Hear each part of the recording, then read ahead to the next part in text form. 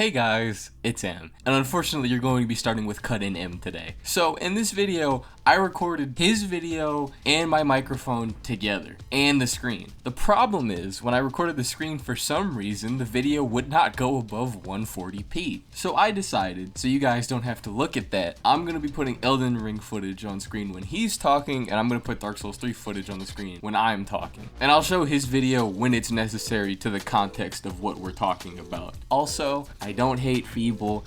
Don't go punch him in the mouth or whatever. I just wanted to hear another content creator's thoughts on Nightreign, especially someone as divisive as Feeble tends to be when he talks about From games. Also, I do tease that I might react to the second part of this video, like the other 30 minutes that's just drama focused. I don't think I'm going to do that. I might summarize what I think about it at the end of this video if I feel like it, but this is mainly going to be about the Nightreign section of this video. Without further ado, let me hand it back to Past Me.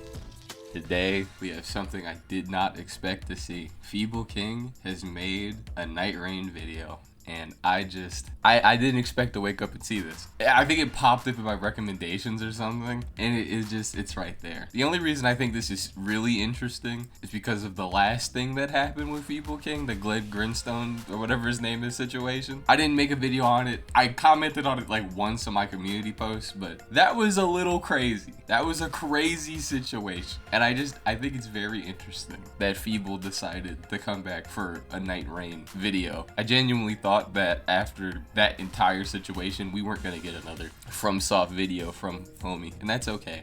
You know, just to get some things out of the way so you don't have to wonder what my opinions on these things are. I don't hate Feeble King. I think he has a certain way of doing things. He likes to push into the rage baity kind of stuff. Even look at the Nightreign video. The worst, big red letters, worst roguelike I've ever played. That is not a calm, cool, collected name. It's not. I think Nightreign has some issues, you know, like it's not something like that. The worst, big red letters. You know, he tends to push into that kind of thing, and then people get mad at him and he goes, why are you mad at me? I'm right. I don't hate him. I just think he leans into that a lot, and it tends to piss people off. I know with his Dark Souls 2 video, I'm sure you guys may have seen my reaction to it. He was pushing some buttons. He was pushing some buttons, and I imagine he knows that. As for Nightreign, what do I think about Nightreign? I think it's a cool little roguelike experience that's going to grow over time, as it is right now. I think it's fun. If you want to play Elden, but you don't want to do the exploring part, it's a good substitute. I wish there were more bosses and content in it, but it's a great way to just jump into the game and go, I want to do the fun part, and that's it. That was my main problem trying to get back into Elden multiple times, is that I would want to jump in, but then I'm sitting there, but then I gotta fight Godric and Renala, and then I gotta walk up to, you know, Nightreign just kind of lets you jump into the fun part. The roguelike elements make you have to work with weapons you probably would have never used otherwise, maybe use different styles you never would have used. Guardian, I love Guardian. That is not a play style that I usually go for. I usually go for the rolling light roll. Light roll is my go. You will never see me play Elden without trying to light roll. And Guardian is the block guard impact character. He is the very opposite of what I play, but due to the way that game is set up, I think he's one of the most fun characters in the game. Same with Raider. Raider is very much also the opposite of how I play normally, but I think he's awesome. So I think Nightreign is a cool little roguelike experience, and it also doesn't cost full price. But let's see what Feeble has to say about it. And I just want to point out one more thing before we get into the video. Nightreign is the worst roguelike that I've ever played. And then you look at the first part, look at the first caption. But it has potential to be a good game. Now, would it have killed him to put that in the title? Honestly, at this point, probably maybe. I'm like, that's a lot more of a, oh, okay. Like, that's a more normal statement than it's the worst roguelike I've ever played, period. It went from, this is going to piss you off, to, okay, maybe I'll listen. I'll hear it out. And also, this final response to the FromSoft community thing, I'm not excited to hear that. I'm really not. I'm not gonna lie to you. I think when Feeble talks about the FromSoft community in general, every single time, he's like, hey, you're a bunch of whining babies. Even though there are people who agree with him that would obviously have to be part of the FromSoft community because they're playing the game. Like, in the last video he made, I'm blabbering a lot. I'm sorry. I have to. There's a whole lot of context and things going on around this that I have to set up for. In his last video that I remember seeing, I don't know what the video was, he was talking about how he still gets comments on his Dark Souls 2 video and that some of them are negative and he doesn't like that and he would like to cut the comments off because of that, or that he's thought about it because the FromSoft community is so toxic. And I'm like, you have a video that's multiple years old that's still getting views that you left up because you wanted people to see it. You obviously made the video because you want people to see it, and then you're mad that some people are mad about the video you made that has a negative focus. Like, it felt like, guys, I know I started the fight, but I'm a little guy. If you make like a negative video where you know it's meant to be negative and you put in big red letters, this thing is ass, and then you sit there, I wonder why people are mad about it. Like, you're not the victim. I hate to say it. Let's see, I'm so ready. I'm so ready. We'll see how many pauses and stuff I have to get into. From the first chapter name, I feel like I won't have that many, but let's get into it. Actually, I'm gonna click it. I'm hyping this up so heavy. I know, I'm sorry. I want to see the comments. I'm not going to base my entire thoughts of the video off the comments, but I do want to see them. I want to see, I will always stand by what I know is true. That is not, that is not the intro I want to hear on your opinion on a game. I will always stand by what I know is true. Okay. Okay, interesting. No, shut up, Feeble. I've always been able to take criticism. Uh-oh, people do not like this right now. It's 2 minutes in, he's already saying false stuff. These characters are unlocked by quests. There's no paid characters in the game. Uh-oh. Since we're in cults, anyone want to join my Dark Souls 2 cult? This will be the only comment I ever leave on this channel, and I do mean it with the purest of intentions. I anticipate that it will be taken as the ramblings from the cult-like FromSoft fanboy. Feeble, if you're reading this, several videos you attempted to... Okay, this is a lot. Okay, I'm not Feeble. Feeble would have to read that. Fundamentally, I was not okay living in a world where people disagreed with me. There's no way he said that. There's no way. He says that? That's a thing that left his mouth? Oh, nah. Oh, nah. What? How do you make videos on...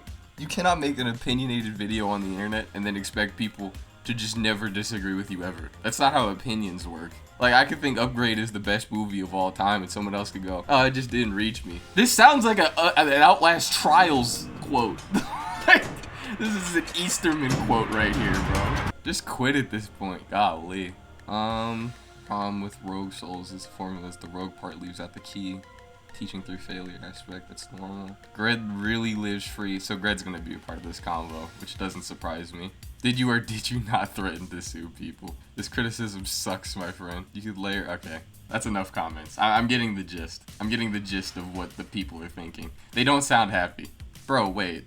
I know, I'm still hyping this up. So he says he talks about the community has become religious. He made half of his video about... He made half of his video about Nightreign, about... Oh, okay. Okay, sure. Oh, let's keep it going, I guess. Before I start talking about the issues with Nightreign, I think I'll start out this video with the positives. I like some of the new ideas presented in this spin-off. I usually dislike co-op in FromSoft games as the majority of boss encounters seem to be designed around solo play. When you hit a boss, they turn to attack a specific player at a time. They usually feel less like co-op bosses and more like you're trading off who gets their turn soloing the boss. The Night Lord bosses improved this immensely. It seems like FromSoft took some notes from Monster Hunter, and they created a series of bosses that challenge all players in the arena, regardless of positioning and build choice. Both the ranged and melee characters will often have to respond to boss moves, and the bosses have interesting co-op mechanics like splitting up into multiple enemies before turning back into a raid boss, or casting spells to eliminate certain positions while they do melee attacks. After I defeated the Moth-Scorpion duo fight, I was having a ton of fun. The boss was visually interesting. 1 minute in, okay, this is fine. But I'm ready for that Mauler level hook. I'm ready for that Mauler level hook. I don't hate Mauler either, but that video where he goes, Dark Souls 2 is fantastic. is what I imagine someone would say. Like, I'm ready for that. I'm ready for that level of hook right now. And I feel like we're about to get it. So I just want to say, everything you said so far in this one little minute, sure. I agree with that, sure. Here we go. Moves felt fair. There was a fun blend of positioning and dodging in the design, and I could not force myself to do another run of Nightreign. When I look back on my favorite moments of Nightreign, I see a fun but severely overpriced game. However, when I think about actually playing through another run, I feel like... No. Wait. To let everyone know now, this video will serve both as a critique of Nightreign and, later on, as my final response to Gred, Lupine, and the FromSoft community as a whole. But before we get into YouTube drama, let's talk about the game. There are two main ways to criticize entertainment. You can criticize it as a product, or you can criticize it as art. As a product, Nightreign is completely unacceptable. You are spending Okay. Right, type. Sure. Let's go ahead. Let's hear this one. $8 for 8 new bosses, and the privilege to fight a bunch of reskinned mobs and bosses on a time limit. They also did not bother to fix their online latency issues, or add any form of voice or text chat, or add an option for duo queue. FromSoft even went so far as to lock additional characters and bosses behind paid DLC with the $55 deluxe edition when the... That's actually not true. I know we saw a comment on it, but that's literally not true. The deluxe edition comes with other characters when the DLC comes out. It is basically you're pre-ordering the DLC that's going to happen. It is not, if there are characters in the game right now, you can't get them. I don't know how you say that if you beat the game. Because when you beat the game, you would have every character except maybe Revenant. I think she's the only one you'd have to go out of your way for. But you can get her even earlier than that. So I don't know what he's talking about. The $40 base game already does not have enough new content to justify the price. Everyone should remember that for Monster Hunter World's expansion, they charged $40 for 35 new large boss monsters. As a product, it is bad, but when viewed as art, it is extraordinarily confused. So much of this game's design is at odds with itself. Roguelikes are a genre all about replayability, so they tend to be My internet is ass.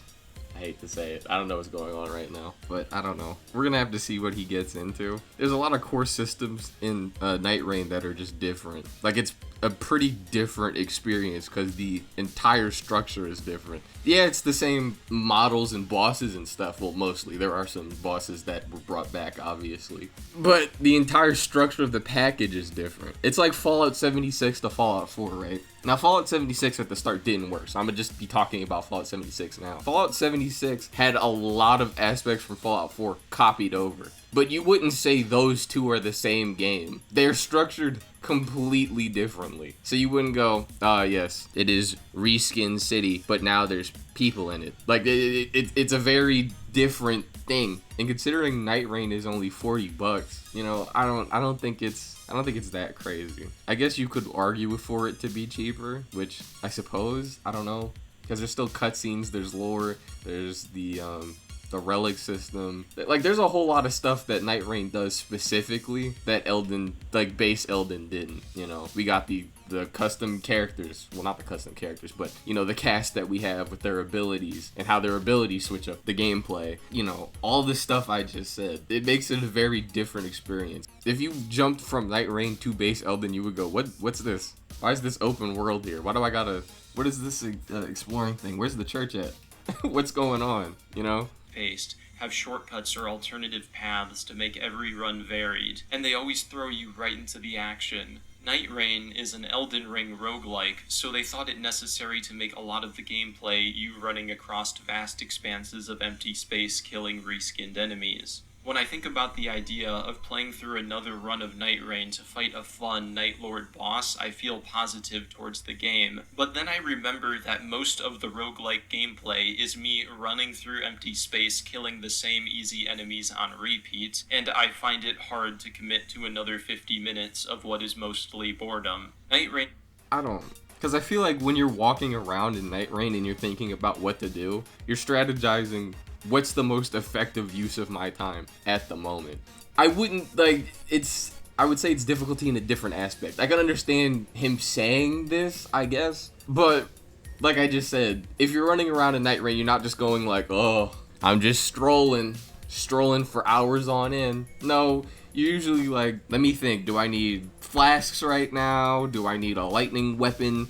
Should I go fight these boss for these souls? Could I go on a side path and get some extra levels really quick? And then you have to think, these are still Elden characters and bosses. Like, there's still a level of difficulty to them.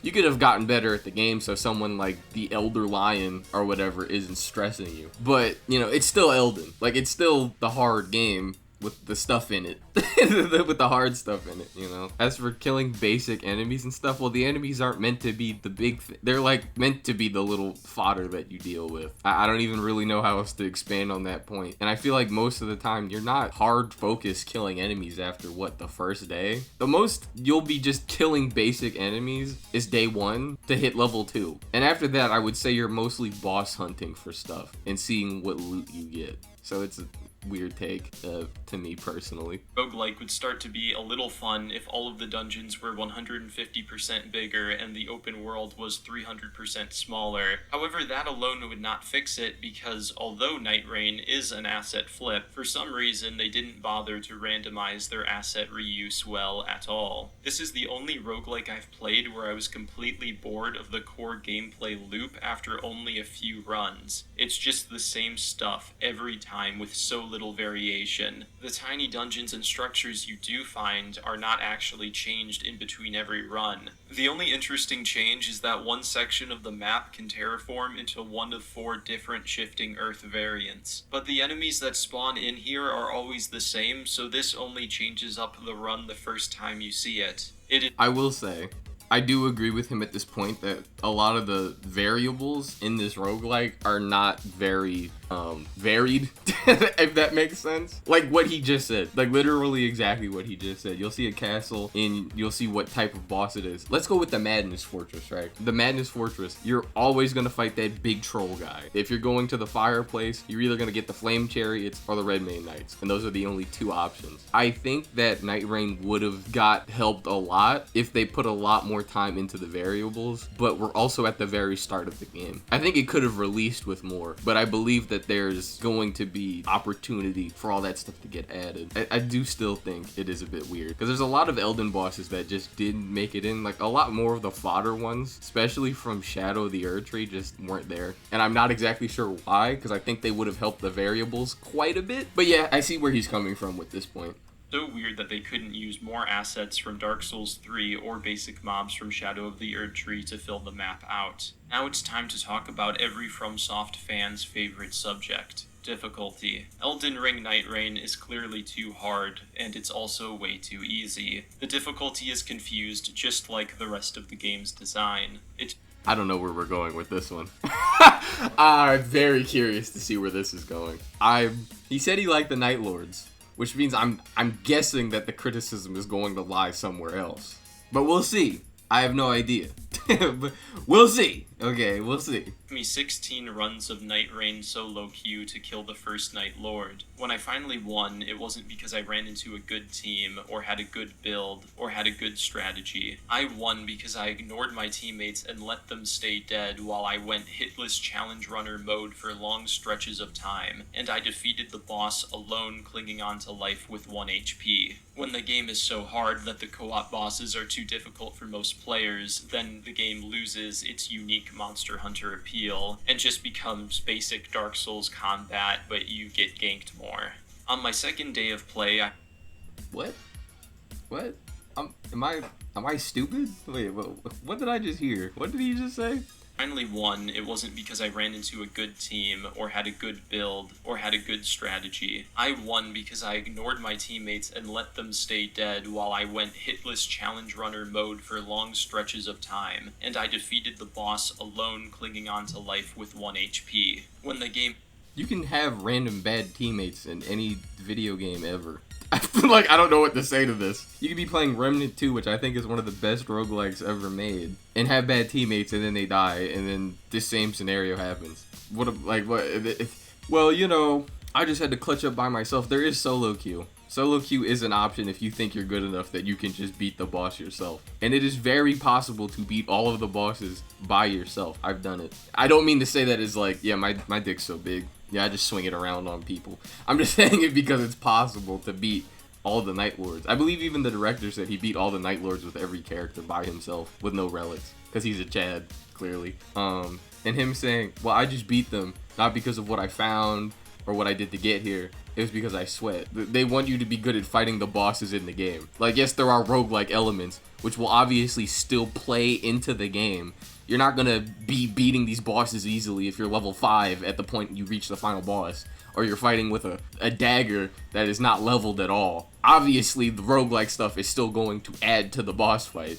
They just expect you to still be good at the game. Like, you still bought Elden Ring. The difficulty is also part of the point. You can have a difficult roguelike. Again, hate to say it. Hello, Remnant 2. Remnant 2, if you put it on hard, this shit's hard. Like, it's a Souls-like. It happens, Okay. So hard that the co-op bosses are too difficult for most players, then the game loses its unique Monster Hunter appeal and just becomes basic Dark Souls combat, but you get ganked more. On my second day of play... Also, basic Dark Souls combat, but you get ganked more, literally only applies to Gladius. Because he's the only one that splits into multiple people. He showed the one possible example of a Night Lord ganking you. It is literally the only possible one where that can happen. So, it is what it is. Let's let him keep going. Found someone in my friends list who also does level 1 runs, and suddenly the game became playable. On our first run, our terrible archer teammate AFK'd because we weren't going the way he wanted, and it did not matter. We easily murdered the 3-headed dog as a duo. On every subsequent run, we easily reached each Night Lord, and we almost first-timed a few of them. What I'm trying to say is that Nightreign is designed in mind for players like me, people who can lock in and go hitless against a boss moveset they memorized a year and a half ago. It's built for players like me that can go long periods without getting hit. I don't know about that. I don't know if I agree with that. I would say it's built for Souls players, because it's a Souls game. I would say it's built for people who want to get better at the game. You can start off Nightreign being completely ass and then end up getting good at it, because that's how Souls-likes work. I really don't know what else to say about this point. Yeah, it's good to have a good teammate, and the game is built for people who want to get better at the game. But what Souls-like isn't? I don't know what else to say about it. What roguelike isn't either. So...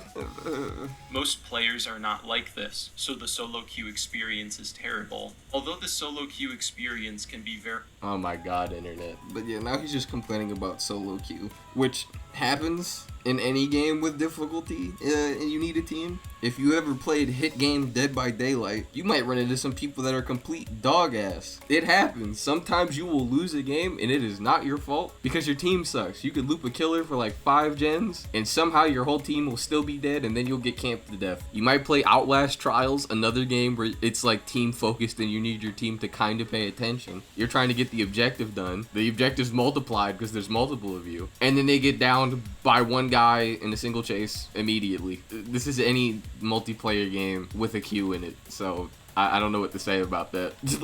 Annoying. Playing with a good team presents a new issue. The game is way too easy. I said in my intro that I loved the Dark Souls meets Monster Hunter boss design that this game presents. Unfortunately, this only applies to the Night Lords and a few endgame night bosses. Almost every other encounter is not designed around co-op with any degree of intentionality. If you have 2 or 3 good players, you will steamroll most encounters with ease outside of maybe a few hard roaming bosses, mainly the gargoyles.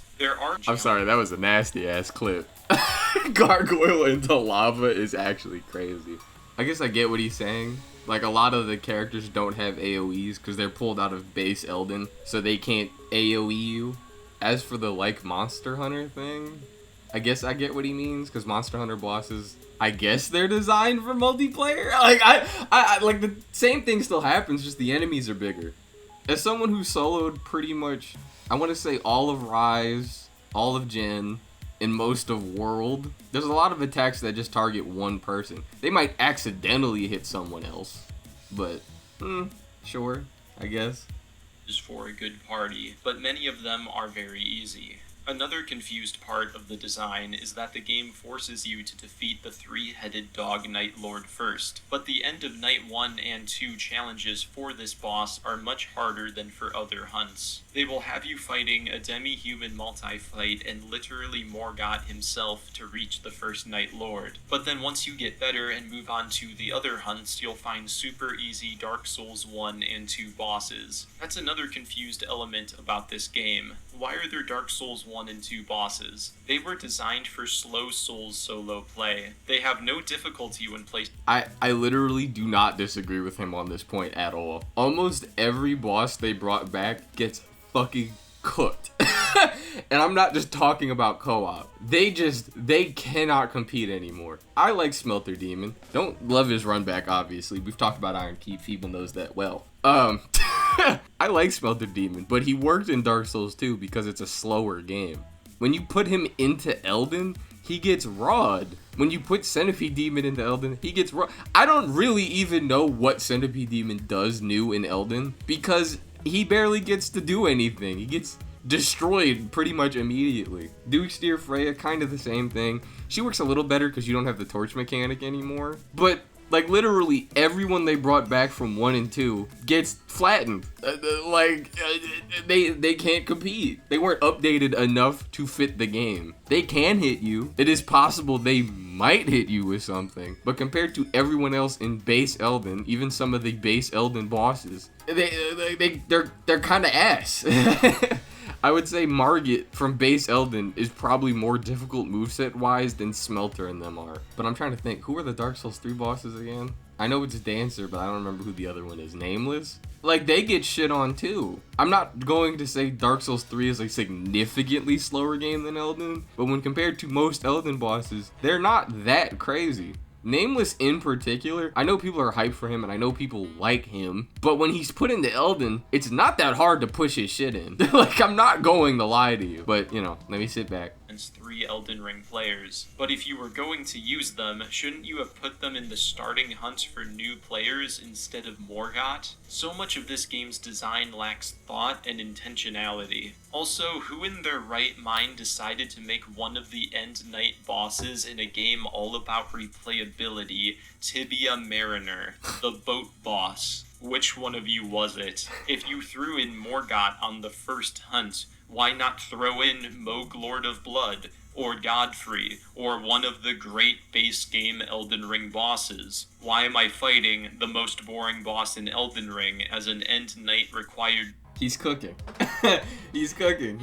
I'm so sad Godfrey's not in the game. Godric is. Godric's bum asses. They even buffed him. They made him better. But Godfrey couldn't get... Like, bro, stop. Stop playing with me, guys. Stop playing with me. I'm feeling him on this.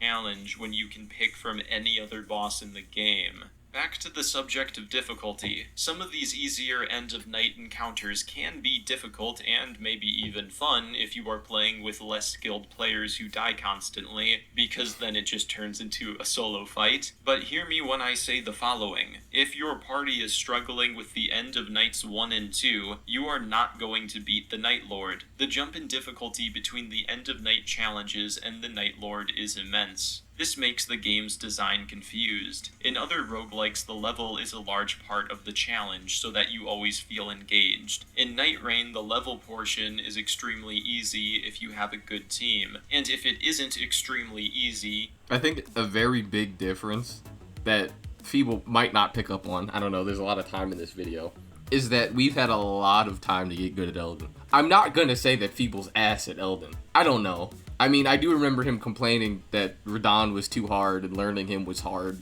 and he almost gave up and used the shield or something. But, I'm gonna assume Feeble is better than most people who cannot beat a Souls game. I would say a lot of us Souls players are. So we've had a lot of time to get used to a lot of these bosses. Would I say the walking around part is super piss easy? No, I think we're just kind of used to the game. It happens. It happens. Like, if you're picking up, I don't want to keep saying it, Remnant 2, let's say Streets of Rogue, other roguelikes that I can't think of right now. When you pick up those games, it's not like, oh yes, here's this popular series with this backlog I can go back to. to get better. It's not a, like, you know, it's not a thing. But with Elden, you can go, oh, I've played Dark Souls 3, I played base Elden, I played Dark Souls 1 and 2, I played Bloodborne. I kind of get the formula. Let's keep going. You can't win. It's such a weird design. This gets to a deeper problem with Nightreign. It's simply too difficult for the average FromSoft fan, so then I can't enjoy playing with randoms. And when all of my teammates die over and over again on night 1 or 2 while I'm last alive, I start to get more toxic than when I play Valorant. Typically, when a boss is too... Feeble plays Valorant is probably the most toxic reveal. That's the worst reveal I've ever heard, honestly. I don't even want to watch this video no more. But yeah, he's complaining about an issue that I wouldn't say is exclusive to this game. I'm sure he knows that too. But hard games with multiplayer, not everyone's amazing at hard games with multiplayer, especially Gladius. Because Gladius is the first boss. A lot of people are still stuck on the first boss of Nightreign, or they just gave up on him. So it is what it is, I guess. I would say randoms just have to get better at the game. Also, it's pretty new, so I'm assuming a lot of those normal randoms are not the best yet. Like, I get what he's saying, that random people tend to be ass. I do understand what he means, but, like, is this a Nightreign problem? I don't think so. I don't think this is a Nightreign exclusive thing. And then, yeah, there's other players who are better at the game. This goes for any roguelike, Souls-like ever. Hard for Souls players to learn their moveset, they will use the internet to find a meta build that overcomes the challenge with relative ease. If Nightreign had a single mimic Wait. What did he say? Let me hear that again. alive, I start to get more toxic than when I play Valorant. Typically, when a boss is too hard for Souls players to learn their moveset, they will use the internet. I know exactly what he's going to say. A lot of you guys are ass, and you needed a build to beat the game. And now that you can't use that, you're fuck out of luck. I will say that's also a very prominent thing. Like, if you ran bleed builds and you just drained the boss's entire health bar, that's not really a thing in Nightreign. Like, you have to, I'm gonna say it, you have to get good at base Elden to play Nightreign. If you were not very good at base Elden and you heavily relied on your build, you might get fucked. No, you will. you will. It's going to happen. Like, even if you want to play Raider, I'm going to say Raider is probably the dumbest character. He can get away with a lot of really stupid ass plays. But if you're not fundamentally good at Souls games, it really doesn't matter. Because you still have to time, like, his special ability. You have to roll around his cooldowns. You got to know when you can jump R2 and when you won't eat shit and die for it. It's going to happen. He's probably going to get into it, but we'll see. Find a meta build that overcomes the challenge with relative ease. If Nightreign had a single mimic tier level meta build choice, then every player would be able to beat the roguelike with ease. If you could skip learning all of the boss mechanics like this, it would completely ruin the roguelike experience. So for the first time ever in a FromSoft game, they designed a game with no meta options to skip the difficulty with ease. There may be meta strategies like exploiting boss weaknesses, but you'll still have to dodge roll well a lot, and those meta strategies will only make a big difference if all 3 players follow it. But there's no voice chat, so you can only do that if you're playing with friends. To me, Nightreign is the proof that the average FromSoft player has not gotten better at the games, they just stopped interacting with boss mechanics. And I don't want to say anything on this point. He's kind of right. He's kind of got a point. I'm not gonna lie to you. There were a lot of people I was playing base Elden with, and they just went to like the craziest build immediately because the boss got hard. I remember when I was fighting Moog, I might have told this story in some other video, I don't know, where I was fighting Moog and I was like, man, this second phase is so difficult, and my friend goes, he has a second phase? My friend was using those twin blades that you can just do the jump spin thing and it instantly does bleed and it like instantly kills the boss. There's nothing wrong with rocking a super overpowered crazy build that you don't really have to play the game for, because you know it's an RPG, so you know, make your build whatever you want it to be. But in Nightreign, you have to be good. I'm slowly noticing who this video was made by, and I understand why he's probably hot as hell. Because a very crucial thing to know about Feeble, from every video I've seen about him, every video I've seen from him that he's made about FromSoft games, he hates builds. He won't say that outright, but he seems to hate builds. He'll go, well, there might be magic in the game, I'm not using it. I remember that was a part of his Shadow of the Erdtree video, where he was talking about, they added a bunch of weapons, I don't want to use those weapons. They added this. I don't want to use any of that. I don't even know why it's in the game because it doesn't reward me. So this is probably he probably bust thinking about this. He said, maybe you guys are ass, and maybe I was right the whole time. I just know it. I don't disagree with him on this point, but I know he's sitting there. Bitch ass. Oh, brother. Okay. This game forces all players to dodge roll well, certain people just can't play it. I'd say that they should add an easy mode so that people who don't like getting two-shot can enjoy the game, and that I could enjoy the game playing casually with randoms. But if I do say that, then the FromSoft community will... Oh, here we go.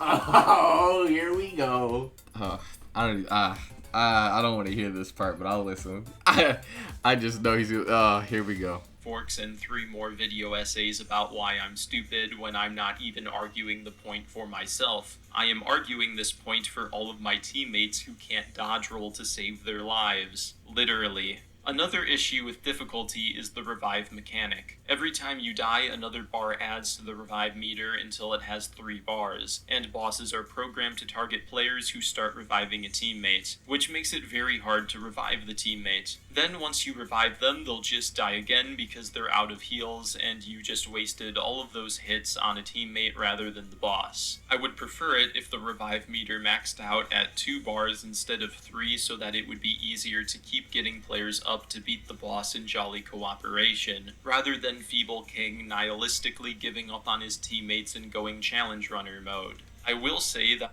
I don't think I disagree with this point, because once someone hits 3 bars, at that point, unless you're Guardian, you're not getting them. Let's be so real. Like Wilder ult, I don't even think Wilder ult picks them up. You know, I feel like you popping your ultimate should get your teammates up. How do I word this? No, that's not exactly what I mean. I feel like if you hit them with your ult, then you should be able to get them up. Guardian can stay, you know, his good old self that can revive everyone at the same time, even when they're pretty far spread out, and he gets the healing thing. But like hitting someone with Wilder's ult reviving would be nice, because like he just said, after a certain point your team's kind of just boned and you can't really worry about them. Once someone hits 3 bars once and then you manage to pick them up and they go down again, it's really not worth turning around and getting them for. So I feel him. the revive mechanic does work well for the Ice Dragon and Augur boss fights, since these bosses give you a lot of time in between attacks to resurrect teammates. Another issue that I have with this roguelike is that getting a good run barely matters. On an okay run, you might get purple drops that do around 150 to 170 damage with each weapon, while on a great run, you'll get a sweet legendary drop that does around 30 extra damage and maybe has a cool weapon art. It's so minuscule. The other buffs you collect don't tend to do a whole lot either. This means that the game lacks the classic roguelike feeling of,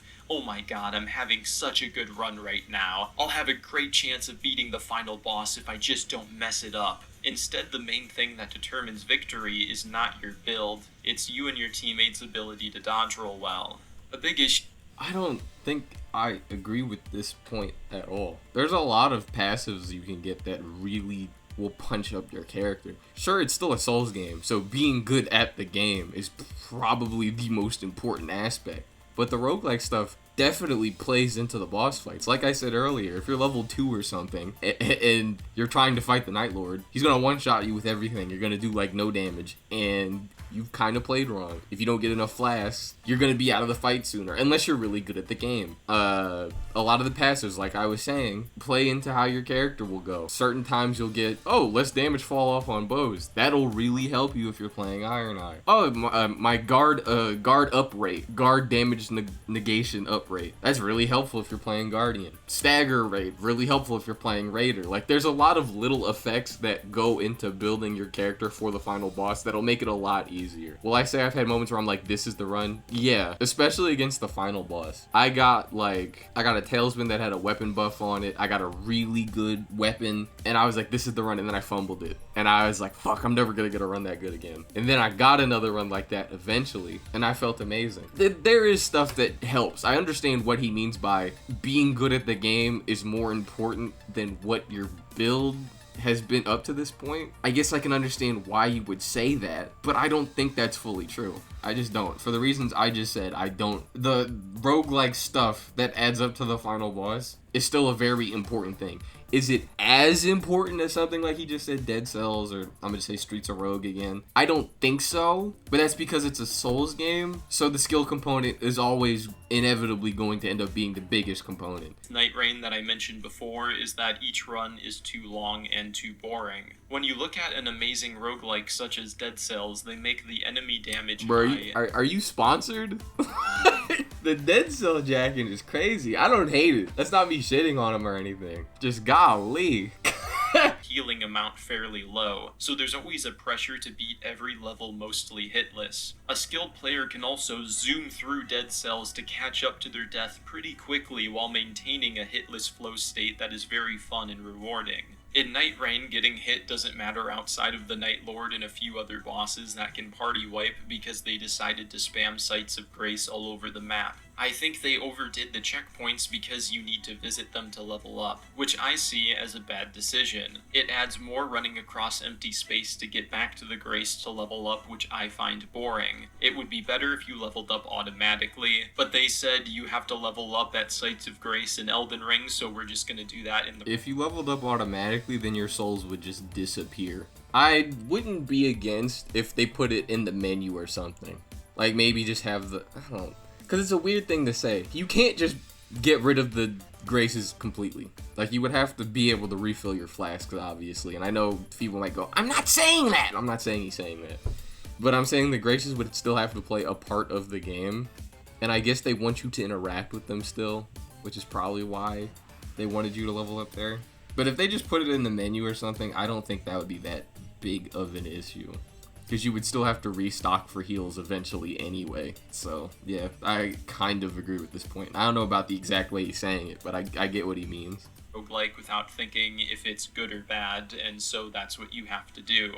Either way, when you combine the revive mechanic with the abundance of checkpoints and weak enemy encounters, it serves to make combat feel like the literal opposite of what a roguelike is supposed to be, which is trying to stay in a flow state while not getting hit since you don't want your run to end. It's also the opposite of what Dark Souls is supposed to be, which is carefully treading through a level trying to avoid all damage. One mechanic that makes the game too easy in the roguelike is the revive mechanic, but it also makes the game too hard against the Night Lord bosses because they don't incentivize you to revive your teammates. This is what happens when the balance of the game is completely out of whack. One element is too weak for one part of the game and too strong for the other. Maybe they should balance the revive mechanics so that you can only revive once while outside of end of night bosses before you die for good. But dying causes you to lose a level, and if you lose too many, then you will have no chance at winning, which brings me to another problem with the game. There is no surrender option, so they will just lock you into unwinnable runs with bad teammates. The solo queue experience in Nightreign feels like a lot.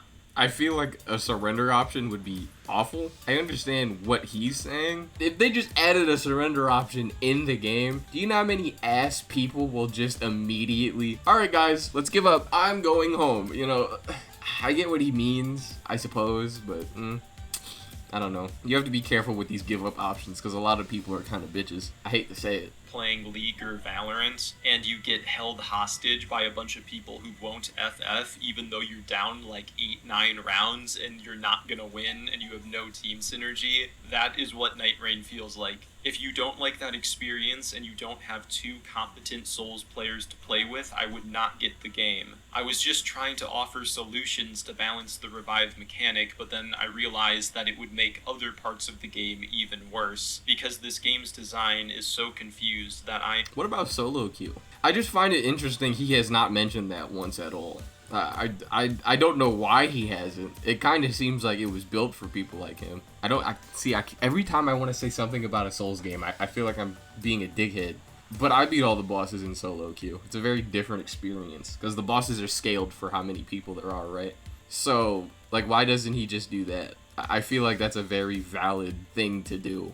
Having real trouble trying to offer solutions to it when the problem is almost all of the systems. So if I'm being so negative towards Nightreign, then why did I say that this game had the potential to be good in the title? It's because Nightreign does have the potential to be a good game.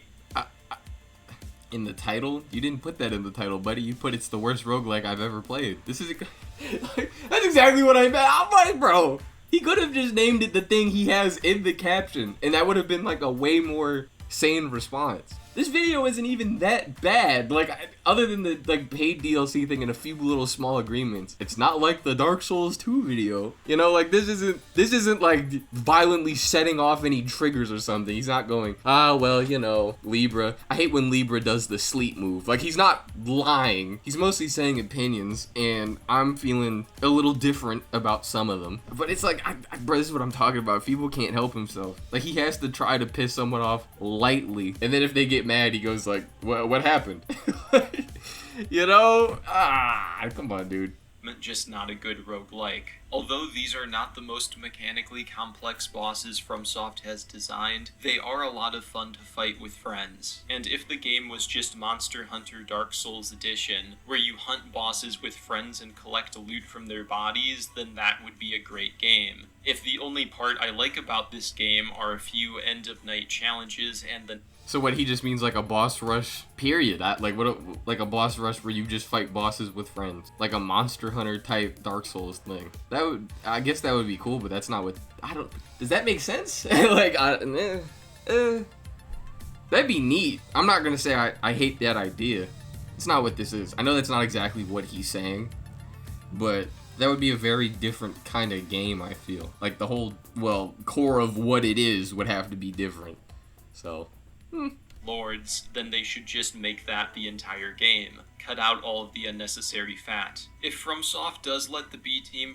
Unnecessary fat is what the game is meant to be. Like, all this building up stuff that he said is boring and serves no point, kind of serves a point. It's kind of part of the experience. I hate to say it. I just don't think he likes it, which is fine, I guess. But, their potential and make a Monster Hunter style game, I really hope they fill it with enough content to justify the price. Monster Hunter World gave players over 30 large boss monsters for $60, and its $40 DLC threw in 35 more bosses. That sounds like a good deal. Nightreign is a morally questionable cash grab with only 8 new bosses for $40. There's the hook. Now, I'm not as attached to Nightreign as I am to Dark Souls 2, obviously, but I imagine if I was like, man, my only Souls-like has been Nightreign, and I love it very much, that would have sent me. That little quote he just said, that would have sent me right there. Holy. Which is not acceptable. But what if the B team instead wants to make another rogue?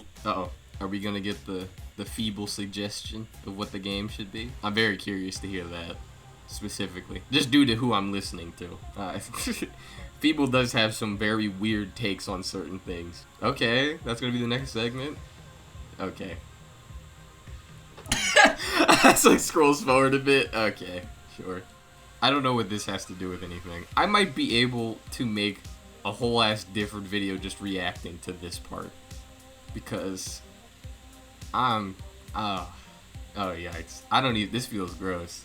Like, this part of the video, I am not excited to just hear it, low-key. The FromSoft community has become religious, and the FromSoft community has deep faith. I so don't care to hear those points, honestly. I just don't want to hear it. I just don't want to hear it. I can't even imagine I have much to say about it. I'm probably just going to be sitting there, oh wow. Because Feeble will come in with a hot take that I believe he knows is a hot take because he put it in big fucking red letters, and then he gets mad when a lot of people don't agree with him on the thing that is a hot take that he knows most people probably wouldn't agree with him on anyway. Like, alright, if I made a video saying Shadow of the Erdtree sucks, Dark Souls 2, that's a more free punching bag. A lot of people have shit on Dark Souls 2. People like Shadow of the Erdtree. If I make a video saying Shadow of the Erdtree is the worst FromSoft DLC, ignoring what is said in the video, like even ignoring what was said in his video, people are going to be mad about it because you threw in a spicy take. Just off of that premise alone, it's going to happen. Let's keep it pushing. Or improve this one, while adding some randomness to the enemy variety and the dungeon layouts, and shrinking the map would all help. But it's still... I don't know what the shrinking the map point is. I don't think that needs to happen. I feel like shrinking the map would make everything a little too close together. I understand he's like, I just want to jump in and hit stuff. I do I do understand that. But if you shrink that map, I don't see a way that works. I just genuinely don't. I feel like it's the perfect space where you can make it across the entire map in a reasonable amount of time. Like, he's making it kind of sound like it's base Elden sized or something when it's not. And you also have a sprint button, and then you have the springs, and then you have the spirit crows to get around faster. I don't think that getting around is that big of a problem. And if you make it that much smaller, where you can just run everywhere in 2 seconds, then there's really no point of the ring progressively shrinking, because you would have everything done immediately. So, you know, I don't agree with that point, personally. A lot of the same issues in regards to difficulty. With a good party, it's too easy. With a bad one, it's impossible. Really, the only solution would be to design every encounter in the map to be challenging for all builds, like in every other roguelike, which would require them to redesign. That's kind of not true at all. You'd have to make them challenging for every build. I'm trying to think. Because there's certain builds that are easier on certain bosses, obviously. I want to say Streets of Rogue. But well, actually, I could say Streets of Rogue. I was about to say Streets of Rogue has no bosses, but it definitely does, if you consider the mayor encounter a boss fight. And that fight is significantly easier depending on who you got. If you got the scientist, the one that can just, like, identify drugs immediately, you could find one thing, immediately know what it is, save it to the final boss fight, and then instantly kill the boss. You could get, like, cyanide or the invincibility drug or whatever, and then you just wipe him. You know, like, there are multiple different characters and different builds you could have in that game that will make the final encounter significantly easier. And other builds that will make it significantly harder. Same game. Streets of Rogue, the werewolf in the final boss fight. Or the zombie. The zombie is a perfect example. The zombie is a class that is attack on sight, so everyone will just start swinging at you, which means you have to fight pretty much everybody. Now, at the start of the game where everyone's pretty weak, this isn't that big of a problem, but towards the end of the game, you'll start to notice how important it is to be able to talk to characters to get quests done, because you end up having to fight a ton of unnecessary fights.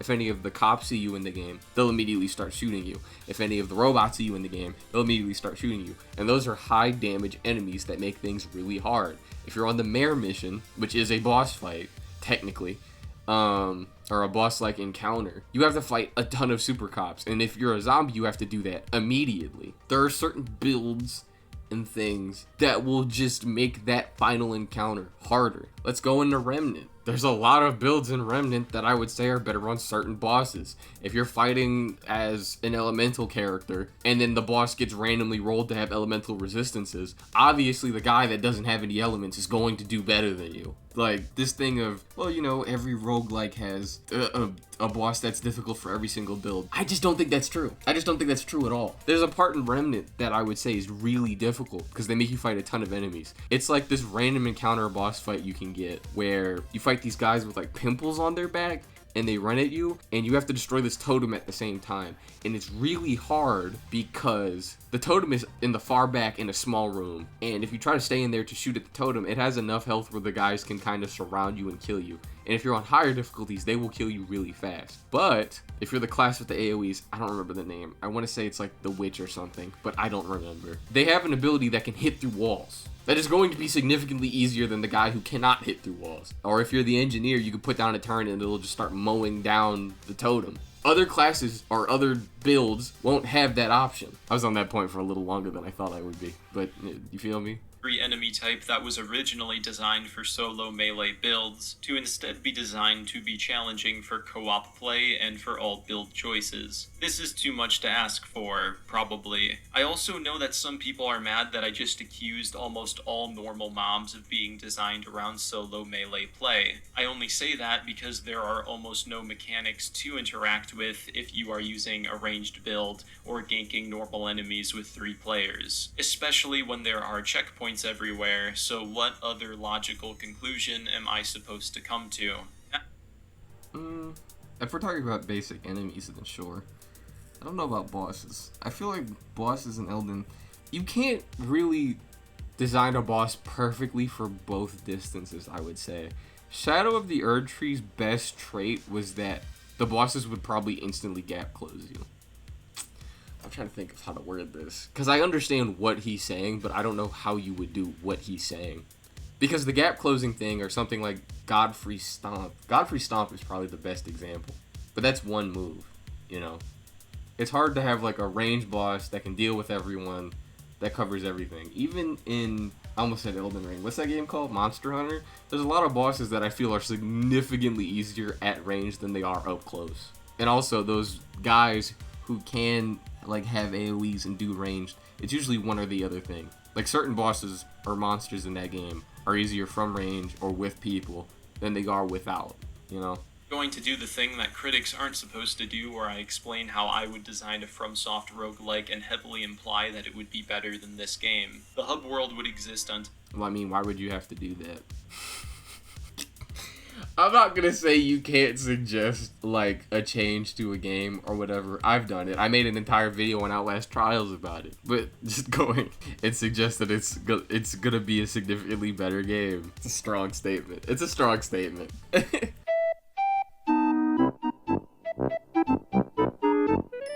A FromSoft roguelike has great potential. It's too bad that they thought open world empty space Fortnite roguelike was a better idea. I don't feel like there's that much empty space. Like, even look at the map he has here. There's a ton of shit to do. We got a little thingy thing, a little fort right here. Then there's a bigger fort right here. Then there's an Evergal. Then there's a fortress. Then there's another fort. Then there's another Evergal. Then there's another fort. Then there's the cave. Then there's the fortress in the middle. Then there's another Evergal at the end. And he's zoomed in. And then there's a treasure chest. And I believe there's another structure right here, but my screen's blurry. Yours probably won't be. There's nothing to do in this big open world? I don't think that's true. I don't think that's a factual statement. But, okay, type. Then a randomly generated tile set roguelike. Before moving on from Nightreign, I should... Like, he's functionally saying he wants a different game. I guess he has his right to say that, but that's not going, let's fix this game. That's basically saying, make this game. It's the title of this video. Nightreign is the worst roguelike that I have played. The thing is, the roguelike genre is a well-established, high-quality indie game genre that is always reasonably priced. Why does he always have to throw in the worst ever or whatever? It's like what he said when he reviewed Shadow of the Erdtree, and he was like, this is the worst FromSoft DLC they've ever made. You could just say you don't like it, and you've saved like half of the heat or half of the amount of people that are immediately going to be pissed off with you. Like, you don't have to dive into the, this is just the worst thing ever. This is like, you don't need to do that.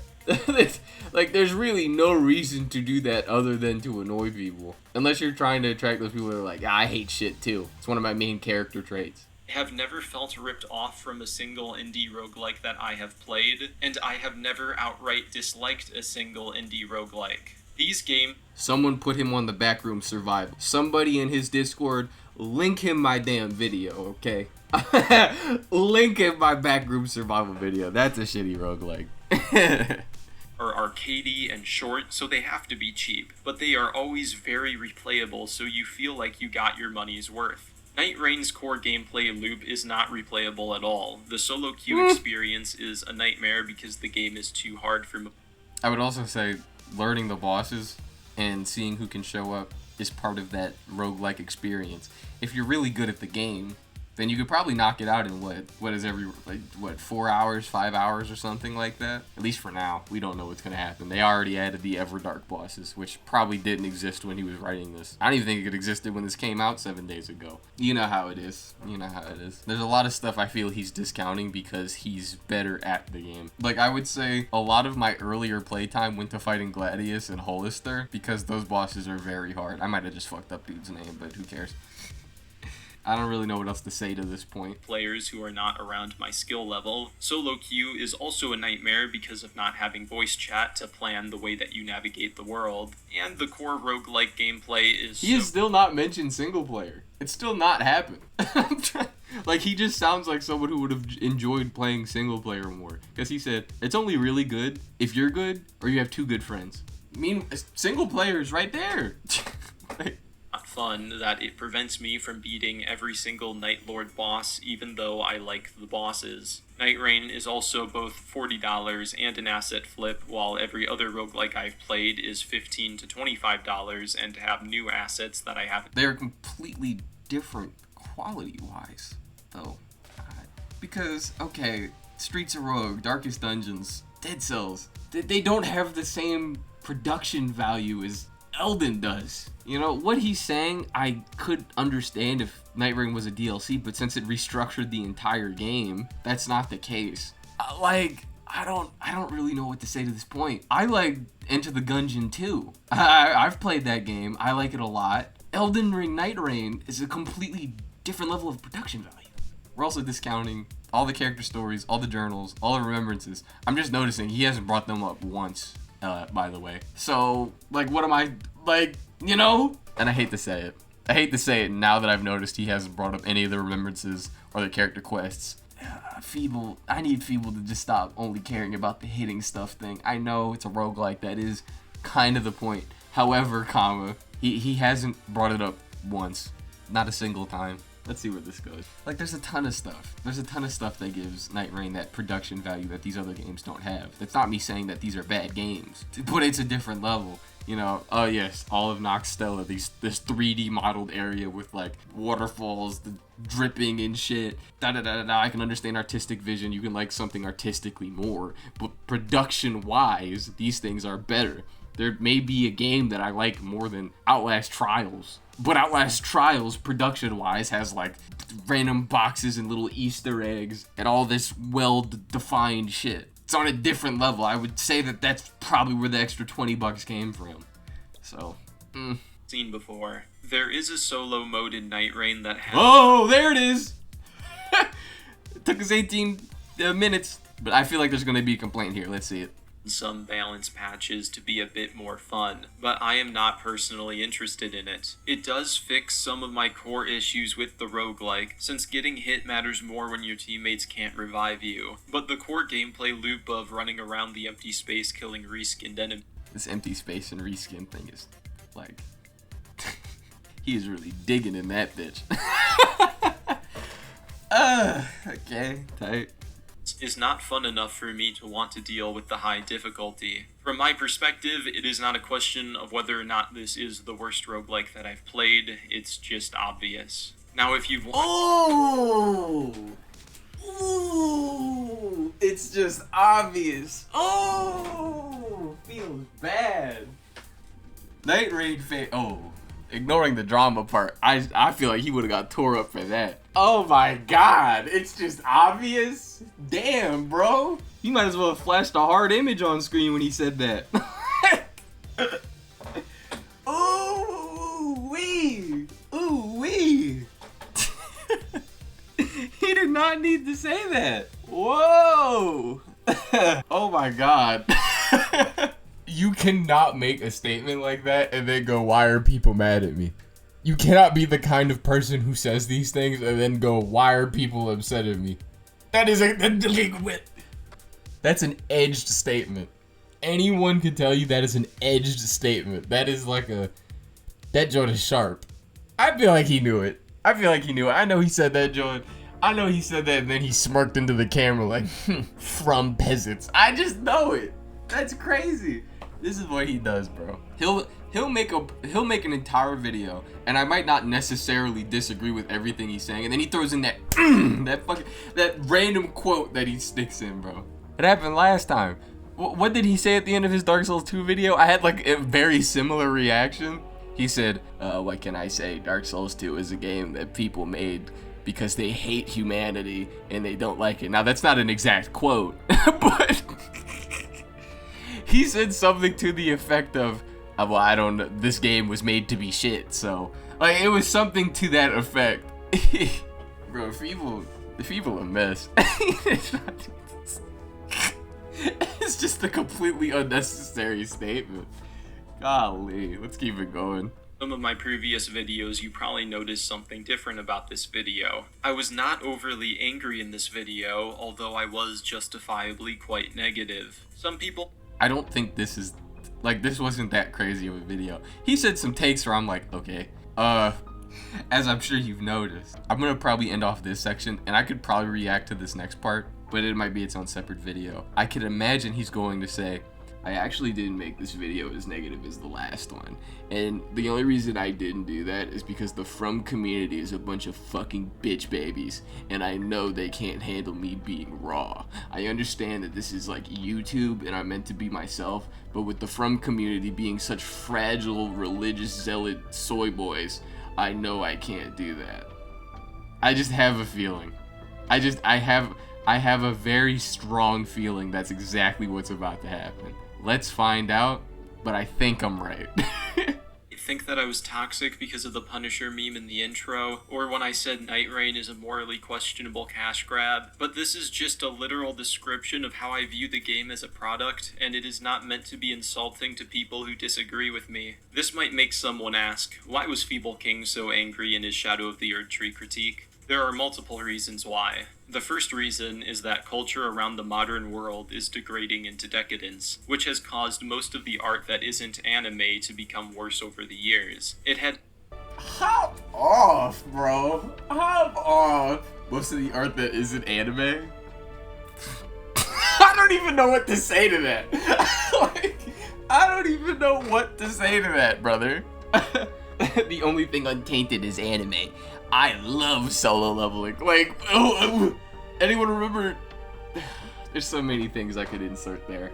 Shit, I could just leave that as a blank. Anyone remember Redo of a Healer? There's so many animes and mangas that are kind of dog ass. And then we have the few that make it to the top. I'm not saying that to shit on anybody. Video games back then were so much better. There was no filth ever made until recently, except for an anime. Like, bro, stop it. Just stop it, bro. Me start to hate my job of making YouTube videos, because if every game is the same bloated, uninteresting open world on repeat with nothing new to talk about, then what am I doing here? The other bigger reason why I had become toxic is because I saw so many other critics and gamers congratulating the decadence of modern game design, and not only were they congratulating it, they were saying that it was the greatest art ever made when it was so clearly worse than what came before. He also makes these bold statements so clearly. The way that he talks is like, you're stupid. Which so clear. Like, well, Shadow of the Erdtree? Okay. Who was saying that Shadow of the Erdtree was the best thing ever made? I remember people saying they liked it. I don't remember people saying, oh yes, this is the best open world that's ever been made ever, and there will never be anything that tops this in history. I don't remember that level of glaze, and even if someone was, I would say that is a little crazy. So, okay. Modern gaming. It really sounds like he's saying modern gaming is like open world stuff, which not all of it is. Okay, sure, I guess, sure. People say that Shadow of the Erdtree was the greatest DLC ever made caused me to see red. Who said that? Who said that? The greatest DLC ever made. Who said that? Who was... I cannot imagine that was like everybody. People said it was good. People said it was awesome. The greatest DLC ever made is a bit hyperbolic, I would like to think. Golly. Mentally, I was not okay with existing in the world with people who disagreed with me, and There's no fucking way he just said that. I gotta hear that whole quote in one statement. Fundamentally, I was not okay with existing in the world with people who disagreed with me, and Brother, you live on Earth! Oh, there's no way he said that.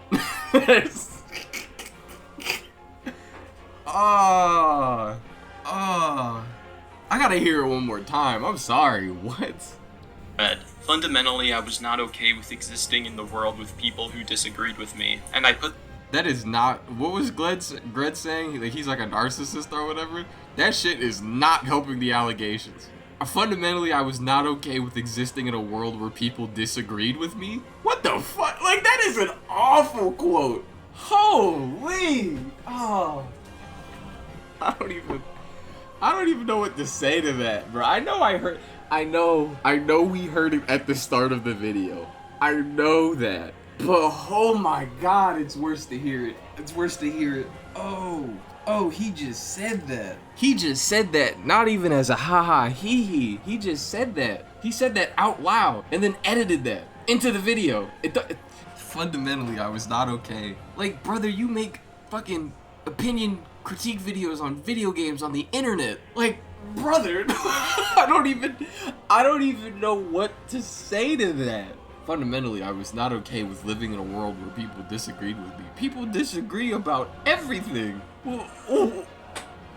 So, like, do you think that's how this goes? He makes these, like, hard, opinionated videos on FromSoft games, and then people don't agree with him, and then he's like, I can't believe I exist in this world where people disagree with me. That's, like, such an insane take. Like, that is such a Reddit, Twitter, like, the worst members of those communities. That is, like, that level of a statement. That is such a, like, I made a video angry because I couldn't imagine living in a world where people disagreed with me. Fundamentally, I couldn't take, like, oh my god, it's such a, it's like the more that I sit on it, the worse it gets. I can't believe he said that. brother, you make opinion videos. What do you mean? What? Oh, I don't care who said that. That's an awful statement. Oh, he said that.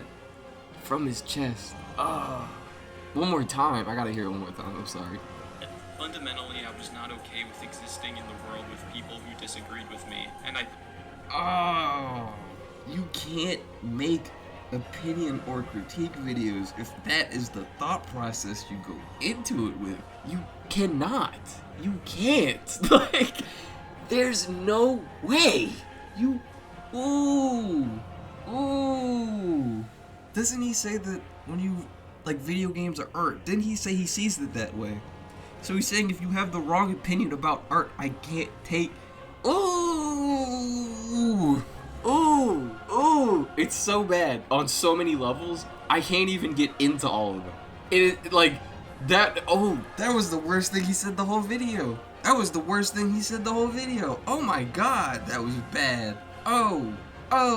Okay, wow, I guess I gotta keep going, but I'm not mentally over this. Whatever he says out of his mouth next is going to be tied to that statement. Holy moly. That anger into my videos. But then I thought about it harder, and I realized that I was being illogical. I am angry with other people for engaging in groupthink, but groupthink is an important function of consciousness. Feeble, I need you to shut that fuck up. Bro.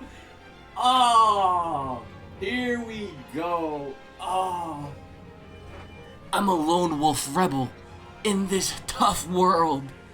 When he said I was being illogical, I was like, maybe we're getting somewhere. But it's groupthink. Oh. You know, I was literally moments away from saying, this video isn't that bad. It's not as bad as some of the other videos that I've seen, and maybe some of the other ones that he's made, but I don't really want to get into that. And then he says this shit. Whoa. Oh, like, you make videos on the internet, and I know that some people agreed with him. You can look in the comments of those videos, the ones that he complained about, the Dark Souls 2 and the Shadow of the Erdtree video. There are people who agreed with him in that video. It might not have been everybody, but there were people who agreed with him. A group of people. That would make them a group. A group of people who think, because they have brains. If you disagree with me, you're a toxic group thinker. If you agree with me, then you're a free thinker alpha male. Like, what are you talking about? Like, bro. There's no way. Since it helps us hold on to hope during hard times. So I'm really just angry at other people for being human when I am clearly the odd one out. It's like, I don't even know what to say. This is like a fucking Delulu statement to make. It really is giving. I'm the Sigma. I'm the one that stands out. I'm the one who stands against the grain. I'm one in a Krillian. Like, bro. Oh. This guy is unbelievable. God. Oh my God. Oh, I don't even want to hit play. It keeps getting, like, worse. You know, I would also say myself, someone who does not agree with everybody on every take. I like Dark Souls 2. That's a weird take. I really liked Rage 2. Most people don't even know what that is. Like, there's a lot of games I like that not everyone else likes. You know, we already like FromSoft games. FromSoft games are not super popular because, you know, it's like a masochistic, evil, hard game. Not once have I ever been like, it's because I'm against the grain. Because I'm the odd one out. I'm the ugly duckling. I'm the difference. I'm the wolf that stands under the lone star. Like, okay, sure. Some games are made for more niche audiences for the reasons that people are different. Not everyone likes Outlast Trials. I'm not gonna say I'm the odd duckling, the lone soldier. It's a game meant for a specific group of people. And if I had an opinion on Outlast Trials that not everyone agreed with in the Outlast Trials community, I'm not gonna go,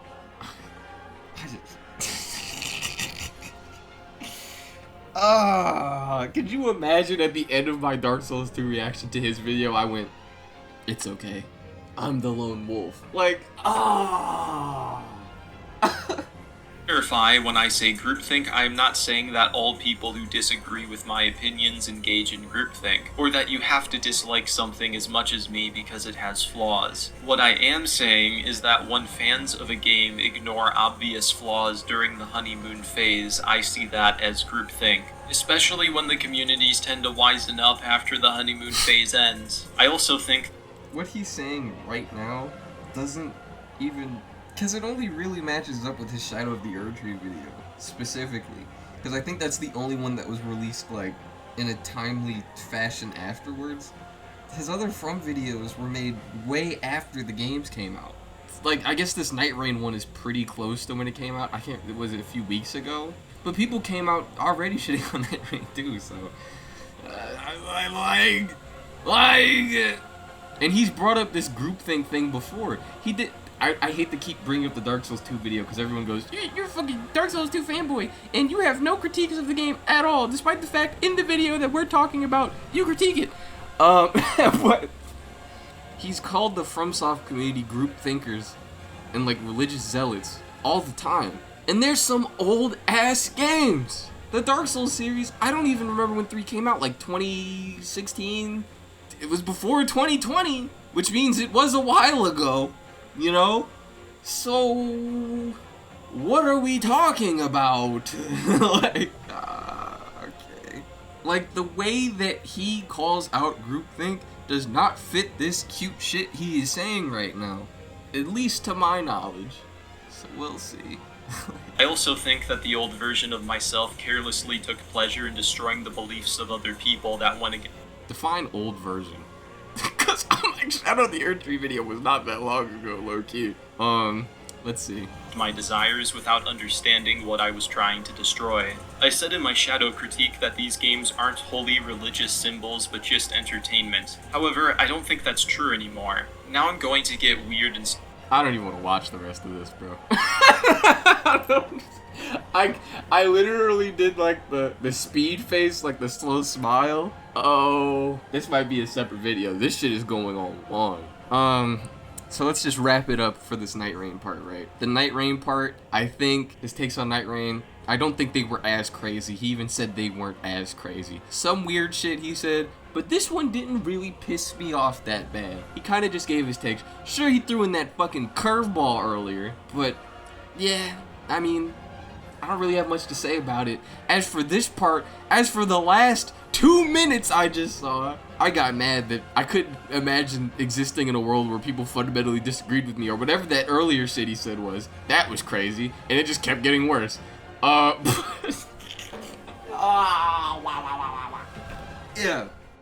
And now it's back to me, who is currently editing this and who's had time to digest this a bit more. Overall, I wouldn't say the Nightreign section was awful or anything. He gave his points, not all of which I agreed with, as I'm sure you've heard, then kept it going. And aside from the you have to buy characters bit, there wasn't really any made up completely baloney points. What I didn't like though is how he completely ignored pretty much every story related piece of content in the game. Not once does he acknowledge the journal, the remembrance quests, or the cutscenes tied to them all. Which is a shame, because for me personally, it was nice to see little character driven moments from our playable cast for a change. We weren't a nameless nobody for the first time, but instead, a group brought together by fate with their own stories. But this aspect is entirely ignored in this critique. This isn't that surprising, as even in his Shadow of the Erdtree and DS2 videos, he skirts around quite a few aspects of those games because they aren't combat oriented, at least from my memory. He also neglects to bring up any of the other characters or the relics, which I believe are pretty big core additions to Nightreign by itself, and is especially weird given he plays Iron Eye in one of the clips, so I can't even give him the benefit of the doubt that he just played Wilder exclusively the whole time. It's a shame because I feel learning and playing around with those other characters does add a bit more fun to the overall package, as it gives you different gameplay types to work around and get good with. I just feel it's a bit odd to say the game is lacking content, while also cutting out a giant wad of the content in your critique of it. Skipping over the journals and their remembrances might have been okay despite me finding that part interesting, but the characters and their unique skills I'd say is a main point of the game. For that to go ignored is kinda strange. But I imagine for most of you, this is where the video ends, so I'll say what I always say. What do you guys think? As long as you're respectful, I'm glad to discuss with you in the comments, and I've been M, and I am out. As for those who wanted to hear my thoughts on the entire drama thing in the last 30 minutes of this video, aside from the occasional mms and oh wows, I didn't have that much to say about it at the moment I was recording. And given it's been a few days for me, I can't say I'm exactly jumping out of my seat to go back and watch 30 minutes of drama talk. But what I can do is let another me read out the community post I made right after I finished the video. I'd say that perfectly encapsulated my thoughts on the entire thing. Enjoy. Long yap about from community drama slop. I saw Feeble's latest video, mainly watched it out of curiosity, recorded it too, so you'll see that eventually. The Nightreign section, the first 20-ish minutes, were pretty fine. Didn't agree with everything, but when he was talking about the game itself, it was just some small differences in opinion except for 2 or so errors. Truth be told, like I said before, I don't think Feebles made a video as condescending and kinda bad as that DS2 one. I know people feel a kinda way about his Shadow of the Erdtree video, but I didn't mind it that much. Didn't agree with him, but aside from the normal Feeble randomly strong worded point hook here and there, it wasn't as intense. For the most part, I think he can be pretty entertaining. However, as I'm sure you'll see in my live reaction video, a lot of his talk outside of the game was a bit wild. Him saying, quote, fundamentally I wasn't okay with existing in a world where people disagreed with me, end quote, when referring to his mindset when he made his Shadow of the Erdtree video and implied to his videos before that as well, is such a crazy statement I don't even know what to type for it. He also seemingly could not help himself from prodding the Souls community aggressively. From actively changing the name of the video to clumping a good portion of people into a groupthink thing again. But again, as someone who's made from videos, I've had people who agree and disagree with me. Some will make well thought out arguments and others will hit a LOL you're stupid on both sides. But to prod at some of the odd points he does with a good clump of them is, well, it's not the way I'd go about it. He does say he doesn't think everyone's like that, especially if you could hear him out to the end of his video, but it's very clear a big section was a metaphorical middle finger to a lot of people that pissed him off. Also, he ended up talking about the whole Gred and Lupine thing. It's very clear he didn't watch either of their videos that came out after the initial Gred vid. He blows off Lupine nigh immediately and confirms he didn't see any video from him because he made a point Feeble disagreed with a while ago and there's no point of listening to him now because he's either ignorant or in a different school of logic. He said something to that effect, I can't remember exactly what off the dome. Which is odd because he said he can disagree with his past self and take critiques, ending with him growing from them. But when Lupine admits in more recent videos he was being kinda toxic in his old Elden vids, kinda like how Feeble said he was being himself, he decides to write him off. Most of the Gred stuff doesn't apply because Gred already did a live stream clarifying these things again, as he reacted to Feeble's response. Aside from the grammar point on the Great Runes thing, which I agree with on Feeble for the record, the rest of stuff Gred kind of expanded upon already, but with Feeble seemingly not knowing that, he's not responding to the full conversation. He also didn't acknowledge the lawsuit thing at all from what I remember, nor the point that Gred's video mainly wasn't about him in the first place. Those went right under the rug. Either or, he called the majority of From fans a religious group that doesn't really believe in logic, blew off both Lupine and Gred's videos, then said he's not going to be interacting with the Souls fans like the other communities he's talked about, which is probably the best outcome for him. Maybe everyone else too. The amount of times he'd throw in random jabs to fans of the Souls games he was talking about got really grating after a point. Probably turned away some people that even agreed with what he was saying, but still liked the thing he was talking about. And I felt it was messing with his content in general, so I hope he doesn't feel inclined to do that anymore.